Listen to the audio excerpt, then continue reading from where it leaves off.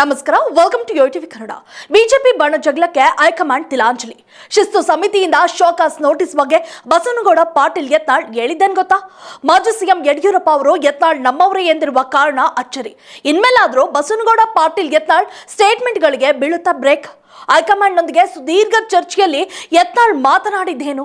ಹೌದು, ಬಸವನಗೌಡ ಪಾಟೀಲ್ ಯತ್ನಾಳ್ ಅಂದ್ರೆ ಬಿಜೆಪಿಗೆ ಬಿಸಿ ಬಿಸಿ ತುಪ್ಪವಾಗಿದ್ರೆ ನುಂಗೋಕ್ಕೂ ಆಗಲ್ಲ, ಉಗುಳೋಕ್ಕೂ ಆಗಲ್ಲ.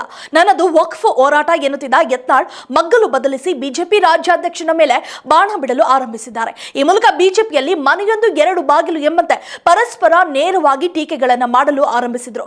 ಒಂದು ಕಡೆ ಯತ್ನಾಳ್ ಬಣವಾದ್ರೆ ಮತ್ತೊಂದು ಕಡೆ ಬಿವೈ ವಿಜೇಂದ್ರ ಬಣ ಗುರುತಿಸಿಕೊಂಡಿತ್ತು. ಆದ್ರೆ ಯತ್ನಾಳ್ ತೀರಾ ಹಠಮಾರಿ. ಬಳಿಕ ಹೈಕಮಾಂಡ್ ನಿಂದ ಬಂದ ಶಿಸ್ತು ಕ್ರಮದ ನೋಟಿಸ್ಗೆ ಹಾಜರಾಗಬೇಕಾದ ಅನಿವಾರ್ಯತೆ ಎದುರಾಯಿತು. ಈ ವೇಳೆ ದೆಹಲಿಯಲ್ಲಿ ಯತ್ನಾಳ್ಗೆ ಹೈಕಮಾಂಡ್ ನಾಯಕರು ಕಿವಿ ಮಾತು ಹೇಳಿದ್ದು ಓಂ ಪಾಠಕ್ ಶಿಸ್ತಿನ ಪಾಠ ಮಾಡಿದ್ದಾರೆ ಎಂದು ಹೇಳಲಾಗ್ತಿದೆ. ಆಗ ಕೇಂದ್ರ ಶಿಸ್ತು ಸಮಿತಿ ಕೊಟ್ಟ ನೋಟಿಸ್ಗೆ 6 ಪುಟಗಳ ಉತ್ತರ ನೀಡಿರುವ ಯತ್ನಾಳ್ ಖುದ್ದು ಹಾಜರಾಗಿ ಲಿಖಿತ ಮಾತ್ರವಲ್ಲದೆ ಮೌಖಿಕವಾಗಿಯೂ ಕೂಡ 1 ಗಂಟೆಗಳ 15 ನಿಮಿಷದವರೆಗೂ ಮಾಹಿತಿಯನ್ನ ನೀಡಿದ್ದಾರೆ ಎಂದು ತಿಳಿದು ಬಂದಿದೆ.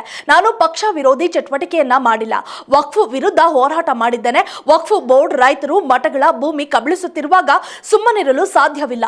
ಪಕ್ಷದ ರಾಜ್ಯಾಧ್ಯಕ್ಷರು ವಕ್ಫ್ ಬೋರ್ಡ್ ವಿರುದ್ಧ ಹೋರಾಟಕ್ಕೆ ಮುಂದಾಗಲಿಲ್ಲ. ಹೀಗಾಗಿ ವಕ್ಫ್ ಬೋರ್ಡ್ ವಿರುದ್ಧ ನಾವು ತಾರ್ಕಿಕವಾಗಿ ಹೋರಾಟವನ್ನ ಮಾಡಿದ್ದೇವೆ. ವಾಲ್ಮೀಕಿ ನಿಗಮದ ಹಗರಣದ ವಿರುದ್ಧ ಹೋರಾಟದಲ್ಲಿ ಪಕ್ಷ ಭಾಗಿಯಾಗಬೇಕಿತ್ತು. ನಾವು ಪಾದಯಾತ್ರೆಗೆ ಮುಂದಾಗಿದ್ದೆವು, ಆದರೆ ಇದಕ್ಕೆ ವ್ಯವಸ್ಥಿತ ತಡೆಯೊಡ್ಡಲಾಯಿತು. ಬಿವೈ ವಿಜೇಂದ್ರ ಅವರಿಂದ ಪಕ್ಷದಲ್ಲಿ ಗುಂಪುಗಾರಿಕೆ ಹೆಚ್ಚಾಗ್ತಿದೆ. ಕೆಲವರನ್ನ ಕಟ್ಟಿಕೊಂಡು ಪಕ್ಷ ಮುನ್ನಡೆಸುತ್ತಿದ್ದಾರೆ. ಹೀಗಾಗಿ ಉಪಚುನಾವಣೆಯಲ್ಲಿ ಸೋಲಲಾಯಿತು. ಲೋಕಸಭೆ ಚುನಾವಣೆಯಲ್ಲಿ ಹೊಂದಾಣಿಕೆ ರಾಜಕಾರಣದಿಂದ ಹಲವು ಕ್ಷೇತ್ರಗಳಲ್ಲಿ ಸೋಲಾಗಿದೆ. ಬಿಎಸ್ವೈ ವಿರುದ್ಧ ಹಲವು ಕೇಸ್ಗಳಿವೆ. ಹೀಗಾಗಿ ಕಾಂಗ್ರೆಸ್ ಜೊತೆಗೆ ಅವರಿಗೆ ಹೊಂದಾಣಿಕೆ ಅನಿವಾರ್ಯವಾಗಿದೆ. ನನ್ನ ಕಾರ್ಖಾನೆ ಬಂದ್ ಮಾಡಿಸಿದ್ರು, ಆದ್ರೂ ನಾನು ಹೋರಾಟವನ್ನ ಮುಂದುವರಿಸಿದ್ದೇನೆ. ನಾವು ಹಿಂದುತ್ವವನ್ನ ಪ್ರಬಲವಾಗಿ ಸಮರ್ಥಿಸಿಕೊಂಡಿದ್ದೇವೆ. ಇದು ಪಕ್ಷದ ವಿರೋಧಿ ನಿಲುವೆ ಎಂದು ಶಿಸ್ತು ಸಮಿತಿಗೆ ನೀಡಿದ ಉತ್ತರದಲ್ಲಿ ಯತ್ನಾಳ್ ಅವರು ಉಲ್ಲೇಖಿಸಿದ್ದಾರೆ. ಈ ಮಧ್ಯೆ ವಿಪಕ್ಷ ನಾಯಕ ಆರ್ ಅಶೋಕ್ ದಿಢೀರನೆ ದೆಹಲಿಗೆ ತೆರಳಿದ್ದಾರೆ. ಬಿಜೆಪಿ ರಾಷ್ಟ್ರೀಯ ಅಧ್ಯಕ್ಷ ಜೆಪಿ ನಡ್ಡಾ ಅವರನ್ನ ಭೇಟಿಯಾಗಿ ಮಾತುಕತೆಯನ್ನ ನಡೆಸಿದ್ದಾರೆ ಎಂದು ತಿಳಿದು ಬಂದಿದೆ. ಬಳಿಕ ಮಾತನಾಡಿರುವ ಅಶೋಕ್, ಚೆಂಡು ಹೈಕಮಾಂಡ್ ಅಂಗಳದಲ್ಲಿದೆ ಎಂದಿದ್ದಾರೆ. ಇನ್ನು ಮಾಜಿ ಸಿಎಂ ಡಿ.ವಿ. ಸದಾನಂದ ಗೌಡ ಅಶಿಸ್ತು ತೋರಿದವರನ್ನ ಹೊರಗೆ ಹಾಕಿ ಎಂದು ಆಕ್ರೋಶವನ್ನ ವ್ಯಕ್ತಪಡಿಸಿದ್ದಾರೆ. ಬಿಜೆಪಿ ರಾಜ್ಯಾಧ್ಯಕ್ಷ ವಿಜೇಂದ್ರ ಕೋರ್ ಕಮಿಟಿ ಸಭೆಯಲ್ಲಿ ಎಲ್ಲವೂ ಸರಿ ಹೋಗುತ್ತದೆ ಎಂದಿದ್ದಾರೆ.